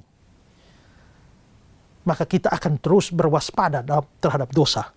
Sehingga makin hari hidup kita harus makin baik. Memang kita belum sempurna, ya. Tapi kalau saudara sadar bahwa setiap dosa yang saudara lakukan itu mendukakan Roh Allah di dalam kamu, harusnya membuat kita sadar untuk melepaskan dosa-dosa kita. Ya, ini dosa orang percaya pada Roh Kudus. Nah, kalau saya orang percaya, saya mendukakan Roh Kudus, apa akibatnya? Ingat, Roh tidak meninggalkan kita. Karena janji Tuhan, ya, Dia akan menyertai kamu selama-lamanya. Waktu Roh memeteraikan kita, mulai dari hari kita percaya sampai akhir zaman. Roh tidak meninggalkan kita, ya. Tapi Dia berduka dalam diri kita. Tapi kalau kita terus mendukakan Roh Kudus, apa yang terjadi pada kita? Masuk neraka? Enggak. Ya. Keselamatan kita nggak bisa hilang dong. Kalau kita berdosa lalu masuk neraka, Arabon, ingat episode sebelumnya, jaminan itu sudah diberikan, ya. Tapi Roh Kudus bisa, karena Roh Kudus berduka di dalam kita, Dia bisa menahan pekerjaan-pekerjaan baiknya di dalam kita, ya. Buah roh ialah kasih, sukacita, damai sejahtera. Kalau buah roh, kasih, sukacita, damai sejahtera. Buah dari Roh Kudus dalam diri saya ada sukacita, damai sejahtera. Kalau rohnya sedang berduka di dalam saya, Dia menahan pekerjaan itu dalam diri saya, maka tidak ada orang yang mendukakan Roh Kudus bisa bersukacita. Tidak ada orang yang mendukakan Roh Kudus lalu dia tetap damai sejahtera. Gak bisa. Karena sukacita, damai sejahtera itu sumbernya dari Roh Kudus di dalam. Nah, kalau kamu terus mendukakan Roh Kudus, bagaimana kamu bisa terus damai? Bagaimana kamu terus bersukacita? Kalau kamu terus berdosa, tapi kamu damai-damai saja, sukacita saja, kelihatannya kamu bukan orang percaya. Ya, dan damaimu damai palsu, sukacitamu sukacita palsu. Sukacita sejati, damai sejati hanya dari Roh Kudus. Itu buah roh. Jadi kalau kamu terus berdosa dan mendukakan Roh Kudus, tidak mungkin ada damai, tidak mungkin ada sukacita. Kalau kamu kelihatan damai, kamu sedang memalsukan dirimu, hanya pura-pura damai, pura-pura sukacita. Tapi dalam hatimu kamu sadar, nggak ada damai, nggak ada sukacita. Ya, coba kata-kata Luker. Dengan mendukakan Dia, kita tidak kehilangan ataupun mengusir Roh Kudus dari hati kita. Yang jelas adalah mustahil. Pada waktu kita mendukakan Roh Kudus, kita kehilangan sukacita, kuasa, dan keyakinan keselamatan. Keselamatan nggak bisa hilang. Keyakinan keselamatan itu bisa hilang. Karena keyakinan keselamatan juga datang dari Roh Kudus. Ya. Jadi dengan kata lain, banyak pekerjaan baik dari Roh Kudus dalam diri kita itu ditahan. Ya. Oke, Billy Graham. Apa yang terjadi jika kita mendukakan Roh Kudus? Pada waktu Ia berduka cita, sukacita dan kuasa di dalam hidup kita diambilnya sampai kita mengakui dan meninggalkan dosa kita. Walaupun di luar kita nampak gembira, sebenarnya batin kita sedih pada waktu kita tidak dapat bersekutu dengan Roh Kudus. Ini bukan karena Ia telah melepaskan kita, tetapi Ia dengan sengaja membiarkan kita sedih sampai kita berpaling kepada Kristus dengan hati yang hancur, kesedihan, dan pengakuan. Ya. Dosa tidak pernah membuat kita sukacita.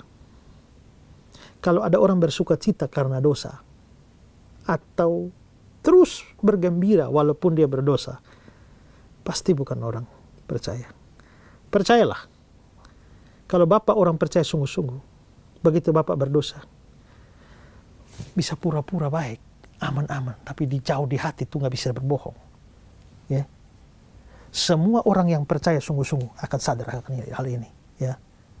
Saudara Kristen sungguh-sungguh, saudara akan tahu seperti itu. Saudara bisa tutupi semua dari orang. Tapi jauh di dalam hatimu ada, saudara sadar bahwa ada sukacita yang hilang. Dan itu baru bisa, sukacita itu baru bisa balik. Kalau kita lepaskan dosa kita. Karena Roh Kudus sumber sukacita. Ya.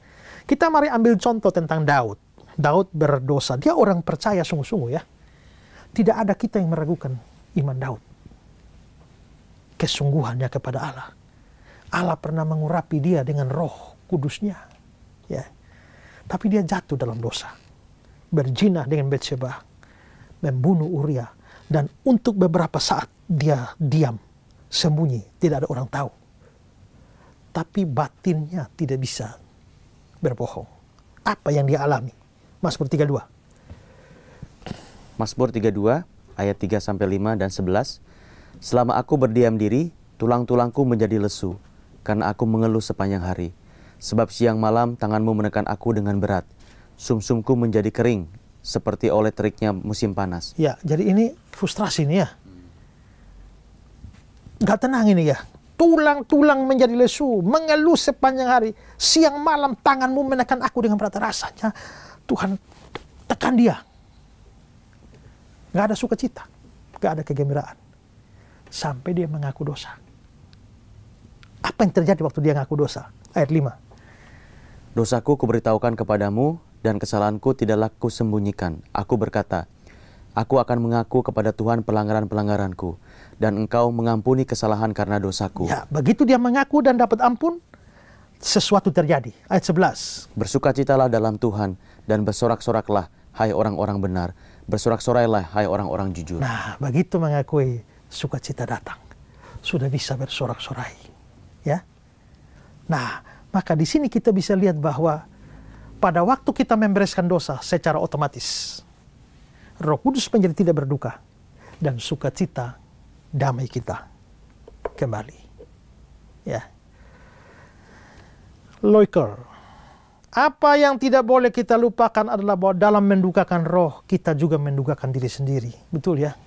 Jadi dengan mendukakan roh kan mendukakan diri sendiri. Karena kita menahan sumber sukacita.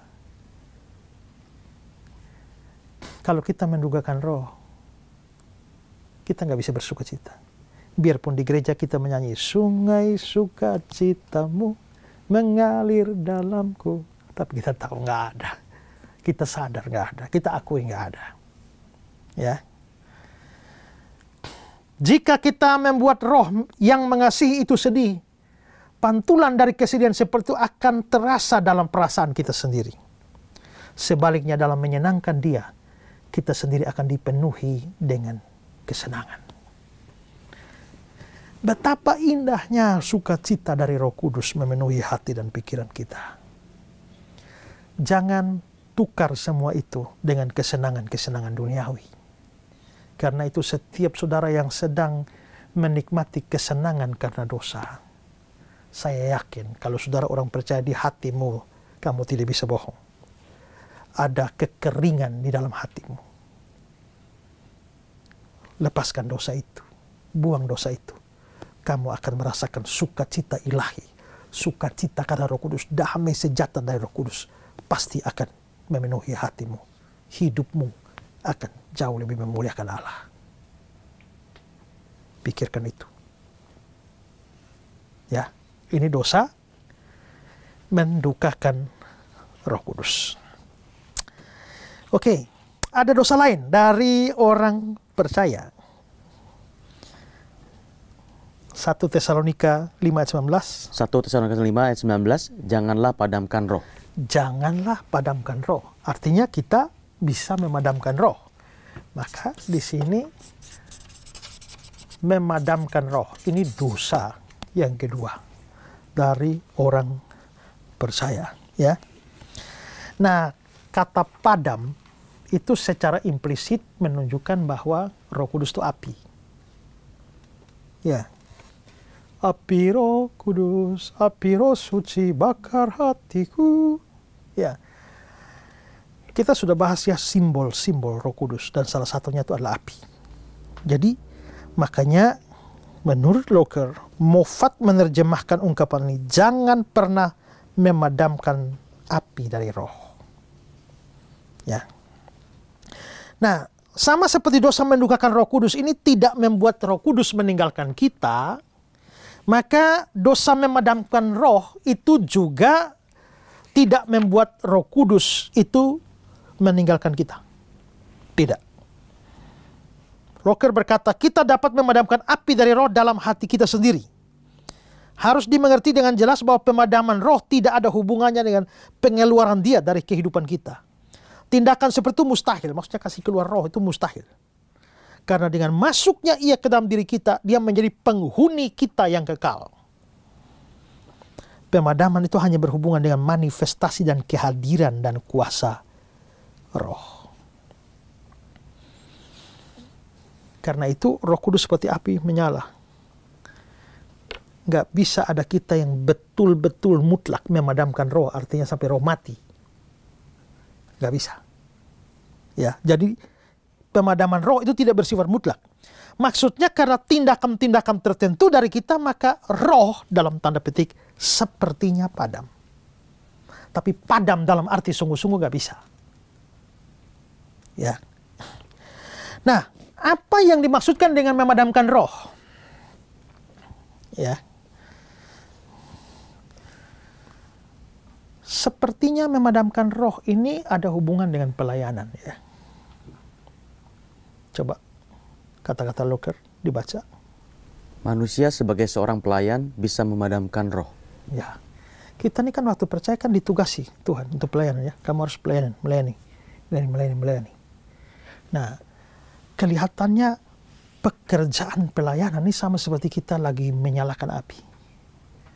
Itulah sebabnya dibilang dalam 2 Timotius 1 ayat 6, karena itulah ku peringatkan engkau untuk mengobarkan karunia Allah. Mengobarkan itu kayak api yang berkobar. Bicara karunia, bicara pelayanan. Ya. Nah, Roh Kudus sudah melengkapi kita, dikasih karunia untuk melayani. Nah, sekarang karunia untuk melayani itu harus dikobarkan. Seolah-olah dengan melayani kita, api Roh Kudus dalam diri kita itu mulai menyala. Ya, mulai menyala. Ya. Maka kita akan dalam tanda petik menyalakan api Roh Kudus kalau kita setia melayani. Ya, coba Pak baca 1 Timotius 4:14. 1 Timotius 4 ayat yang ke-14. Jangan lalai dalam mempergunakan karunia yang ada padamu, yang telah diberikan kepadamu oleh nubuat dan dengan penumpangan tangan sidang penatua. Ya, jadi jangan lalai mempergunakan karunia. Pakai karunia itu. Nah, waktu pakai karunia itu sama dengan kita betul-betul mengobarkan api Tuhan. Mengobarkan, menyalakan, ya, pekerjaan Roh Kudus atau pekerjaan pelayanan dengan karunia Roh Kudus.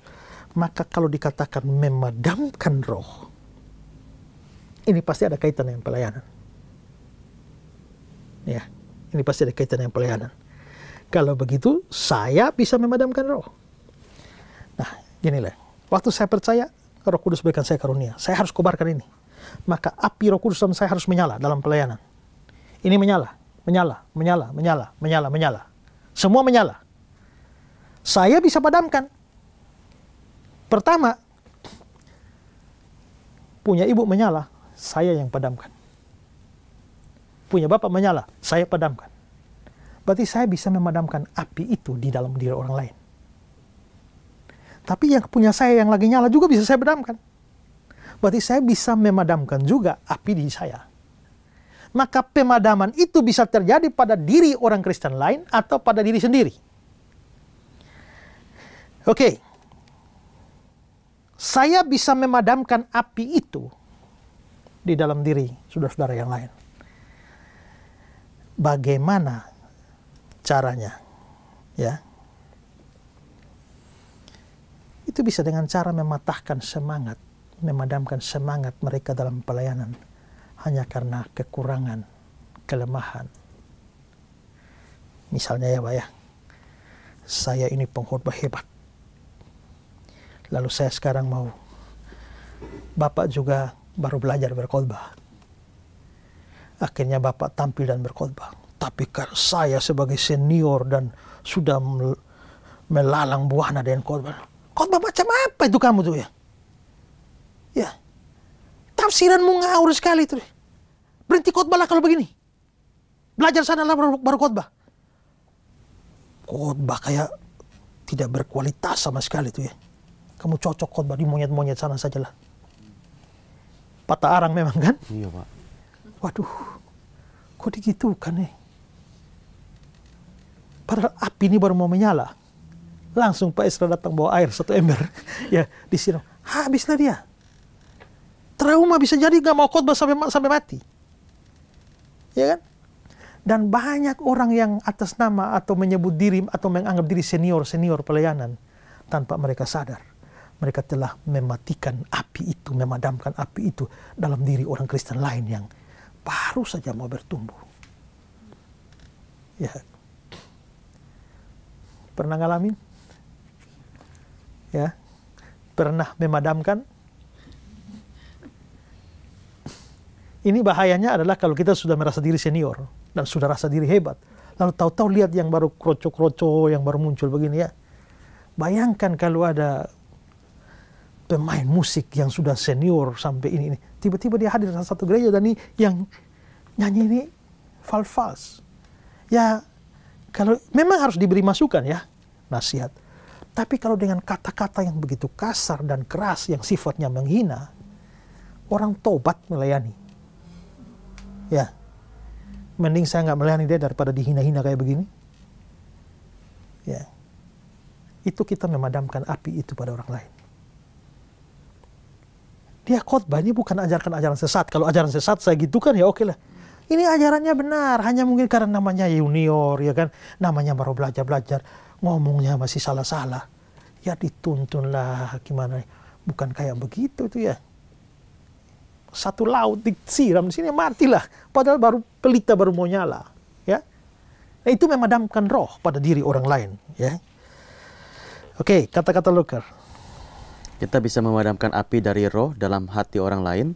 Apapun yang kita lakukan, hendaklah kita menjaga supaya kita tidak pernah memadamkan semangat dari seorang Kristen muda, sekalipun kesaksiannya salah. Janganlah kita pernah menyiramkan air dingin kepada usaha dari orang lain dengan kritik yang tidak simpati, dan pandangan dan kata-kata yang dingin. Hendaklah kita mendorong semangat, kegairahan, antusiasme, dan keinginan bekerja dari mereka yang semangatnya mungkin tidak sepenuhnya sesuai dengan pengetahuan.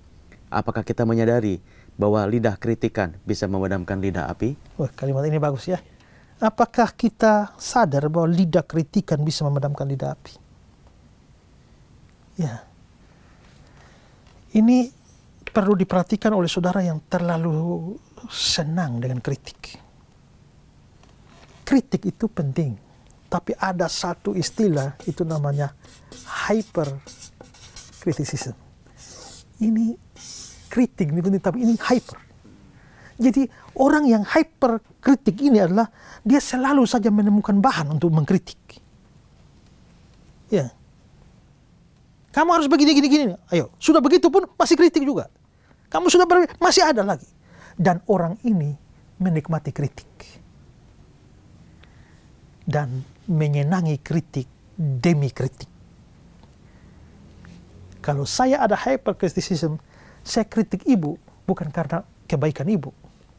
Saya kritik ibu karena saya puas waktu mengkritik. Yang model seperti ini tidak akan bisa berhenti kritik. Nah, ini yang saudara pemirsa juga harus perhatikan. Kalau ada di antara saudara yang punya hypercriticism ini, saudara perlu bertobat juga. Karena jika tidak, saudara memadamkan api, lidah api dengan lidah kritik itu dalam diri banyak orang. Ya. Kalau ada orang yang melayani dan mau melayani, tugas kita yang mungkin sudah terlebih dahulu Tuhan pakai, harus mendukung, mendorong. Ya.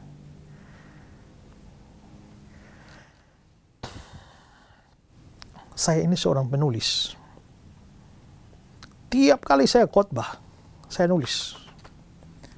Di episode sebelumnya ada orang yang bertanya, ya, kok Bapak ini kalau khotbah atau menulis kutip-kutip sana, kutip sini, apakah Bapak ada Roh Kudus? Ya, saya bilang itu nggak ada urusan dengan Roh Kudus. Ya, tapi karena saya lagi bikin khotbah sekaligus bikin buku, saya nulis. Hampir semua khotbah saya adalah buku. Kalau saya total mungkin ada 400 sekarang itu ada. Tapi saya juga dengan kata lain dalam urusan bikin buku, itu kerja saya hari-hari. Saya punya satu jemaat. Tata bahasa ini kacau balau sebenarnya. Ya. Lalu karena dia punya kekurangan fisik tertentu, sampai dia seringkali minder, di kalangan saudara-saudara pun dia minder. Satu hari saya lihat dia nulis renungan di Facebook. Terus terang saya lihat dia tulis renungan tuh sukar dipahami jalan pikiran dia lah, ya. Ya, saya bisa tahu dia punya maksud apa, tapi kata-katanya tuh nggak cocok lah. Tapi saya datang pada dia, saya panggil dia kakak, Kak, saya mau minta tolong sesuatu. Apa? Mau kakak ambil komitmen untuk bikin tulisan renungan di Facebook setiap hari selama 30 hari. Non-stop. Mau? Oke. Maka setiap hari dia tulis. Tiap hari dia tulis, saya ngambil tulisan dia di Facebook itu. Lalu saya edit. Saya tahu maksud dia ini apa. Oh, saya perbaiki bahasanya. Ini. Sampai hari pertama sampai hampir hari 30. Tanpa dia ketahui, setelah saya edit, saya masukkan ke percetakan. Lalu saya cetak sendiri dengan biaya saya. Keluar. Tibalah hari di mana hari ulang tahun dia. Banyak undangan. Ya. Nah, hari ulang tahun dia, saya sudah pesan ke panitia, tolong kalau dia ulang tahun kasih saya kata sambutan. Lalu saya bikin kata sambutan. Saya bercerita tentang dia. Seorang yang mungkin selalu merasa dihina karena keterbatasan fisik. Ya. Dia ngomong pun tidak jelas. Banyak orang tidak mengerti apa yang dia omong karena mulutnya sumbing. Mungkin saya salah satu dari sedikit orang yang bisa mengerti kalau dia omong. Ya. Tapi saya tahu bahwa dia ini orang yang sungguh-sungguh mengasihi Tuhan. Dia punya hati dalam pelayanan dan berjuang. 30 hari yang lalu saya menyuruh dia membuat renungan. Dan dia buat dengan setia dari hari pertama sampai terakhir. Dan renungannya sudah saya kumpulkan semuanya. Sudah masuk dalam percetakan. Dan inilah bukunya. Kekuatan untuk hidup. Saya undang kakak maju. Hadiah ulang tahun. Menangis mencucurkan air mata. Dan buku itu yang sudah dicetak dibagi ke semua yang hadir dalam pesta ulang tahun. Wow. Tapi bayangkan kalau saya baca itu tulisan macam apa ini ya? Kamu pernah sekolah nggak? Kalau saya begitu, api itu langsung padam. Tapi saya tidak melakukan itu. Dan akhirnya sekarang dia terus tiap hari menulis renungan. Walaupun dengan bahasa yang tidak terlalu bagus.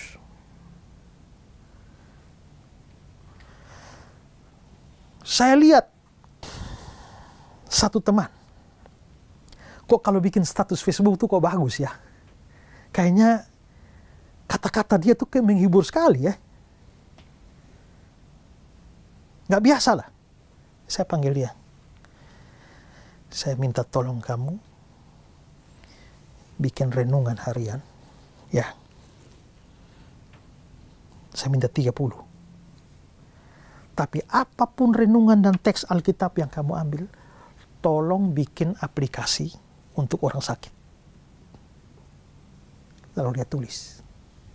Nah, setelah tulis ini, kita edit. Ya, dan ini belum keluar bukunya. Tapi segera dalam proses.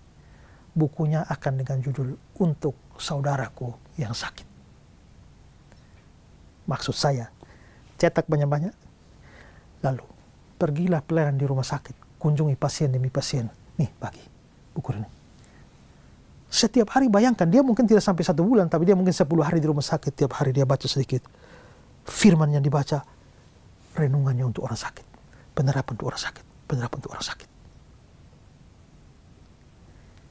Saya telah membantu mengobarkan api pelayanan itu di dalam orang-orang ini. Ya. Nah, tapi sebaliknya kalau saya hanya kerjanya mengkritik dengan penghinaan demi penghinaan, api itu saya padamkan. Ya. Karena itu saudara yang pernah dikritik sampai padam apinya, bangun. Bangkitkan kembali, kobarkanlah api pelayanan dengan sungguh-sungguh. Tapi sebaliknya saudara yang sering memadamkan api itu pada diri orang lain, saudara perlu berbijak ya, dan memiliki hati untuk mendukung, menopang supaya api Tuhan ini terus berkobar-kobar dalam berbagai macam bidang pelayanan. Tapi saya juga bisa memadamkan api itu dalam diri saya.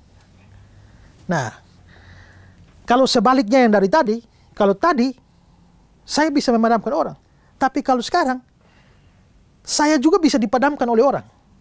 Misalnya saya baru junior, Bapak senior, Bapak kritik saya yang begitu tajam, kan bisa padam.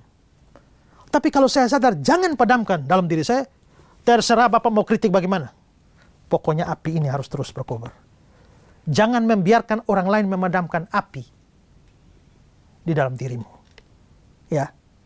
Maka saudara yang pernah menghadapi kritik yang begitu keras, jangan biarkan kritik itu menghancurkan pelayananmu, ya. Kita harus betul-betul mengobarkan api pelayanan. Selain itu juga ya, ada hal lain yang bisa kita buat api itu padam. Bukan hanya sekedar membiarkan atau menjadikan kritik orang lain memadamkan. Tapi lagi-lagi dosa juga. Karena ingat ya, ada hubungan antara gairah pelayanan dengan dosa. Kalau ibu hidup dalam dosa, mau melayani lama-lama kegairahan pelayanan ini hilang. Ya. Akhirnya kalaupun harus melayani ini hanya karena kewajiban sajalah. Tapi api bergairah sungguh-sungguh melayani Tuhan. Bagaimana saya bisa sungguh-sungguh menyala-nyala bagi Tuhan sedangkan saya tahu, ini dosa terus begini susah. Maka saya harus menjaga api pelayanan saya dengan juga menjaga supaya hidup saya ini harus berusaha buang dosa supaya tidak menjadi penghambat. Dosa itu tidak memadamkan semangat pelayanan dalam diri saya. Ketika gairah untuk dosa makin besar, gairah untuk pelayanan pasti makin turun. Ya. Coba baca kata-kata dari Gavin. Merupakan bagian kita untuk mengobarkan karunia Allah yang ada dalam diri kita, untuk berjaga-jaga dengan sangat hati-hati, supaya jangan melalui dosa atau kecerobohan atau ketidakpedulian, sikap acuh tak acuh, api yang kudus itu kehilangan terang dan kuasanya. Suatu kehidupan yang najis, kata Chrysostom, memadamkan api yang kudus itu. Demikian juga sikap acuh tak acuh, ketidakpedulian dalam agama. Dosa adalah seperti air yang dicurahkan pada nyala api.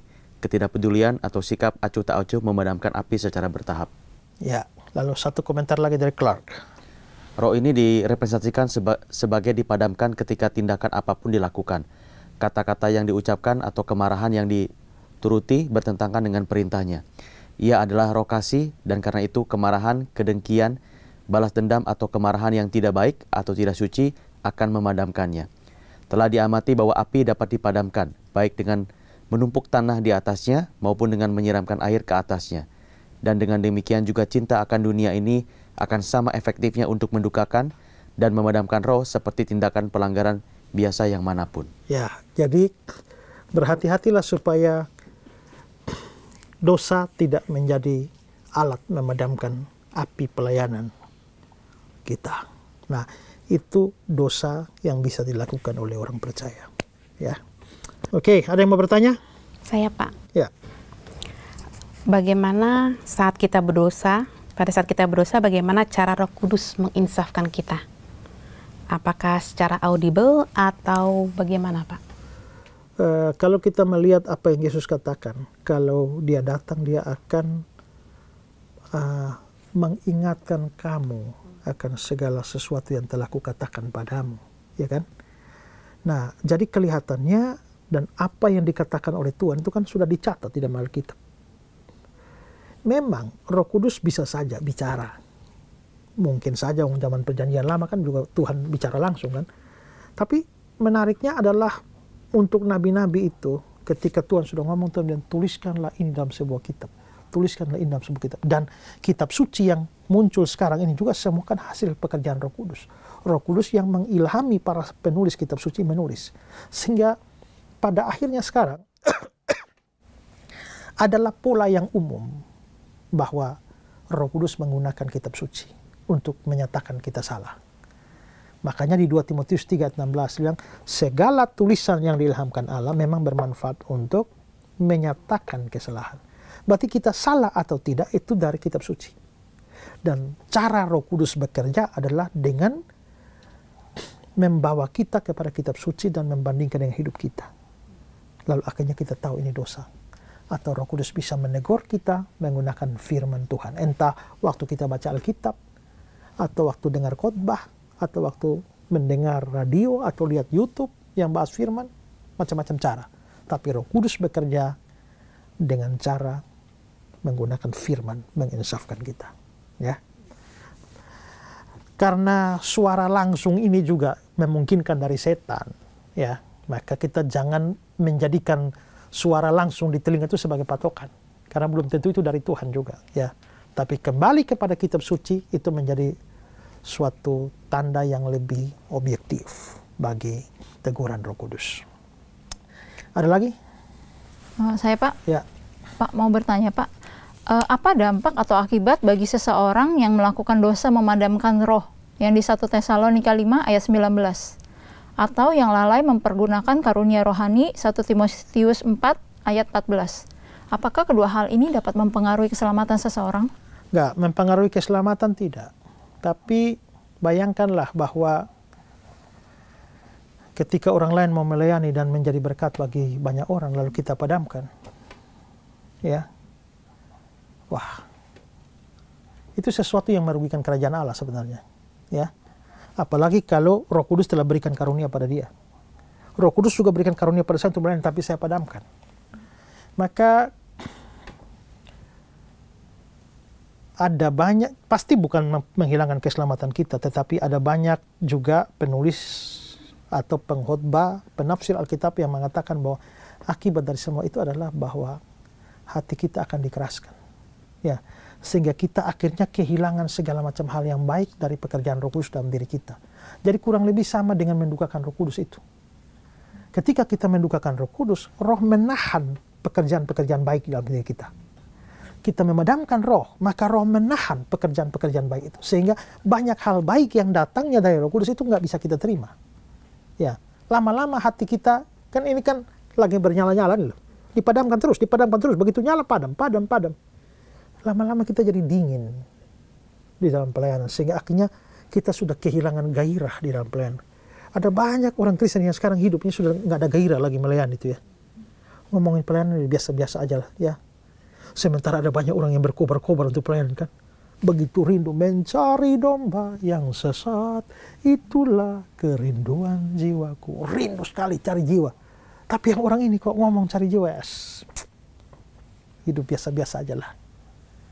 Ya, itu bisa jadi adalah konsekuensi dari pemadaman roh, pemadaman api pelayanan dalam diri kita.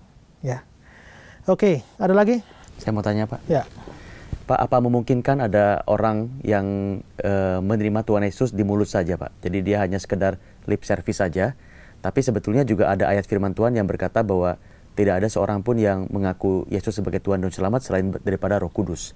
Apakah itu memungkinkan ya, Pak? Ya? Memungkinkan saja. Matius 7 itu kan nabi-nabi palsu itu ya.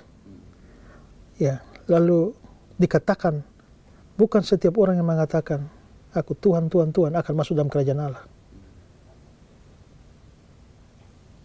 Ya, tapi kita lihat bahwa nanti di belakang mereka bilang, bukankah kami bernubuat demi namamu, bikin mujizat demi namamu? Tapi konteksnya itu nabi palsu. Jadi rupanya nabi-nabi palsu itu pun juga mengaku bahwa mereka sedang melayani Tuhan, percaya Tuhan. Kan kalau nabi palsu datang bahwa kami melayani setan, mana ada orang mau ikut dia? Ya, jadi nabi-nabi palsu itu harus mengakui bahwa mereka percaya Yesus Tuhan, percaya Yesus Juru Selamat dan segala. Mereka ngaku. Ya, tapi Yesus bilang, enyahlah dari kamu, dari aku. Aku tidak pernah kenal kamu. Yesus tidak bilang, aku pernah kenal kamu dulu, sekarang tidak.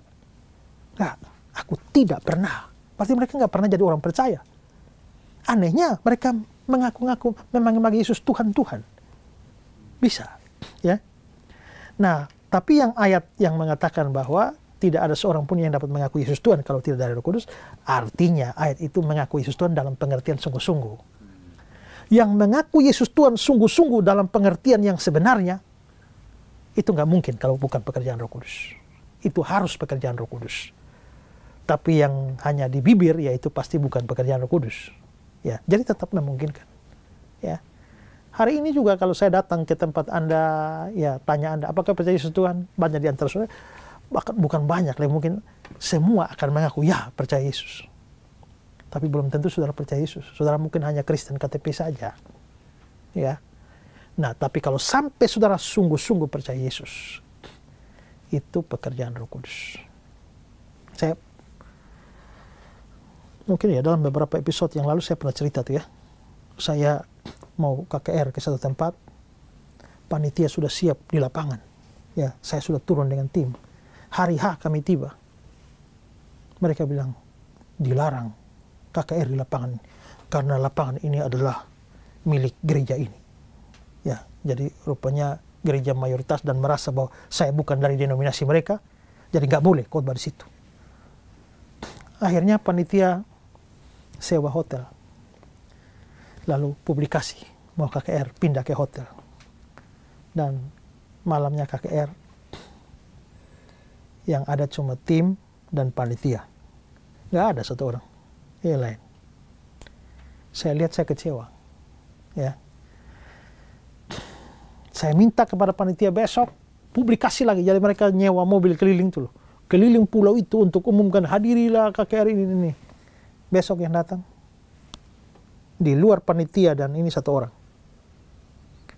Wah, hari ketiga saya sudah pikir saya sudah nggak peduli lah.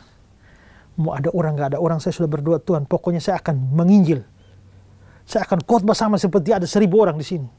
Ya. Dan ternyata besok di luar panitia dan tim itu tambah lagi satu orang, jadi 2. Saya menghadap ini panitia dan tim dan 2 orang ini, pokoknya saya khotbah beritakan Injil sungguh-sungguh. Ya, nggak ada altar call memang.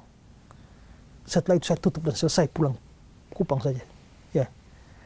Nah, rupanya acara sudah selesai. Tiba-tiba saya lihat ada orang bergerumun. Mereka panggil, Pak Isra, mari, ada orang mau percaya Yesus. Siapa? Saya pikir salah satu di antara 2 orang itu. Ternyata bukan, 2 orang sudah pulang. Lalu siapa? Penjaga sound system. Dia dari Jawa, Dia bukan orang percaya Yesus, dia orang agama lain. Dia pergi ke saudaranya di pulau itu, yang kerja menyewakan sound system.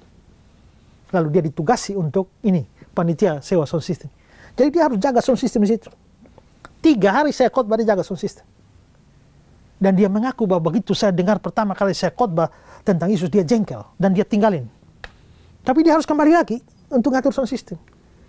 Dan akhirnya dari kejengkelan mulai tertarik sampai pada akhirnya hari ketiga saya menantang terima Yesus. Dan dia terima Yesus sungguh-sungguh. Saya serahkan dia ke perkantas. Dan sekarang dibina dan menjadi orang Kristen yang bertumbuh di perkantas. Nah itu sungguh-sungguh. Itu nggak mungkin terjadi kalau bukan Roh Kudus. Pekerjaan Roh Kudus mana saya juga tahu. Ya. Tapi ada banyak orang di dalam gereja sekarang mengaku diri percaya Yesus, tapi hanya di mulut saja. Ya. Itu bukan pekerjaan Roh Kudus. Ya, jadi memungkinkan. Ya. Baik saudara pemirsa di rumah, kalau saudara juga punya pertanyaan, kami memberikan kesempatan saudara untuk bertanya. Kontak nomor yang ada di layar saudara, dan tim Pijar TV akan dengan senang hati menjawab pertanyaan saudara. Dan terus dukung Pijar TV dalam doa, karena program seperti ini juga bisa terlaksana karena dukungan doa saudara. Juga sebagian saudara memberikan donasi atau dukungan dana untuk produksi program-program seperti program Ku Tahu Yang Ku Percaya. Kalau saudara rindu program seperti ini, terus memberkati banyak orang, terus dukung dalam doa. Dan kalau Tuhan gerakan, saudara juga bisa ambil bagian dalam pembiayaan program-program semacam ini. Ada nomor rekening di layar saudara, silakan berdonasi di sana dan dapat dipakai untuk memproduksi program-program yang mengajar, yang membuat orang percaya mengerti apa yang dipercaya dan memberitakan Injil kepada orang-orang tidak percaya untuk datang pada Kristus. Segala kemuliaan bagi Tuhan. Saya Pendeta Esra Soro bersama dengan tim Pijar TV dan semua saudara yang ada di tempat ini akan undur diri dari saudara, dan Tuhan memberkati saudara. Salam terang bagi Indonesia.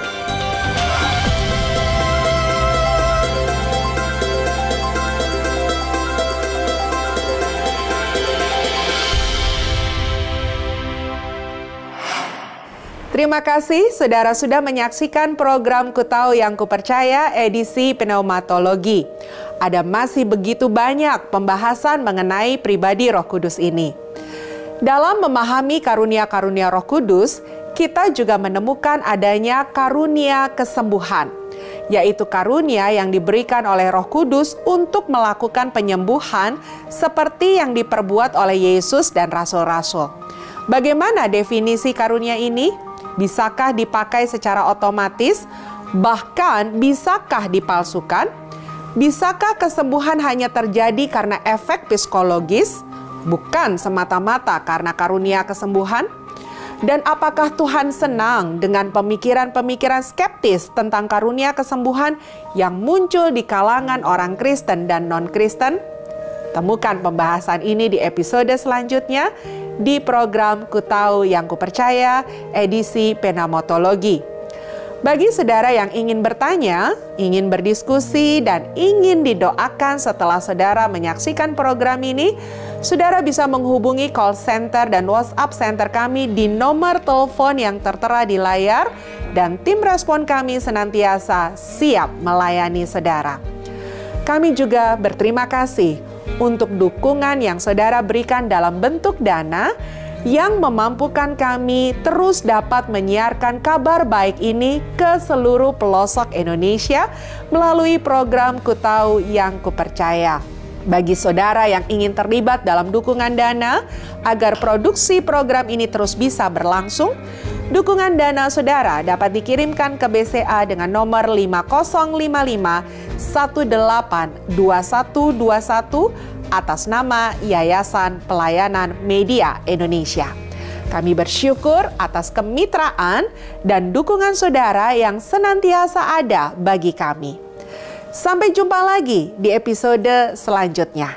Salam terang bagi Indonesia.